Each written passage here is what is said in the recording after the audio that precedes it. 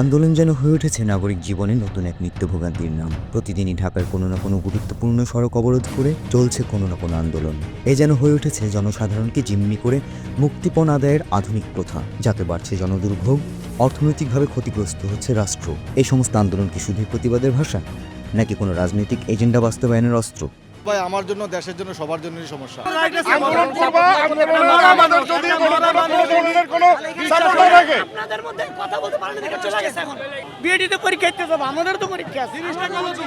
একটা মরা মানুষ নিয়ে বসে আছে, উনি একদম কান্না কান্না মুখে বলছে যে ভাইয়া আমার লাশটা মরা, আমার এটা মাটি দিতে হইব, আমার আসরের সময় যা পৌঁছাইতে হইব নোয়াখালী, ওনারে তারপরেও ছাড়ে নাই। জিনিসটা কত দুঃখজনক। আপনি বুঝছেন যে মানুষের বিবেক বোধ, একজন মানুষ মারা গেছে, এটার বিচার হবে, ঠিক আছে, এটার পক্ষে তো আমরা সবাই, নিরীহ একটা মানুষ, নিরীহ মানুষ মারা গেছে, আমরা সবাই বিচার চাই। কেন বিনা দোষে মারা গেল?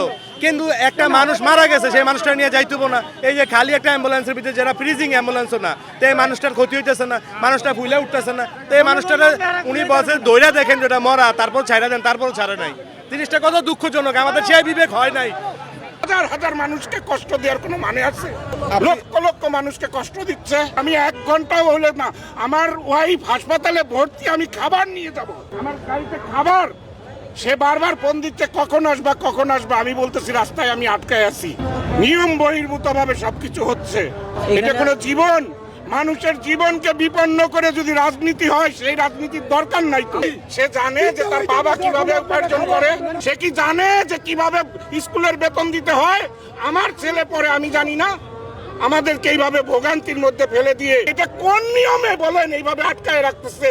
মানুষের জীবনকে বিপন্ন করে আপনার দাবি মানবেন? এটা অবিচার। আমি মানসিক ভাবে ক্ষতিগ্রস্ত হচ্ছি, শারীরিক ভাবে ক্ষতিগ্রস্ত হচ্ছি, অর্থনৈতিক ভাবে ক্ষতিগ্রস্ত হচ্ছি। হাসপাতাল থেকে আজকে রিলিজ না করতে পারলে কালকেও হাসপাতালে আমাকে বিল দিতে হবে। একটা মানুষের শুধু একটা ক্ষতি না, মানসিক ক্ষতি, শারীরিক ক্ষতি, অর্থনৈতিক ক্ষতি হচ্ছে এই আন্দোলনে।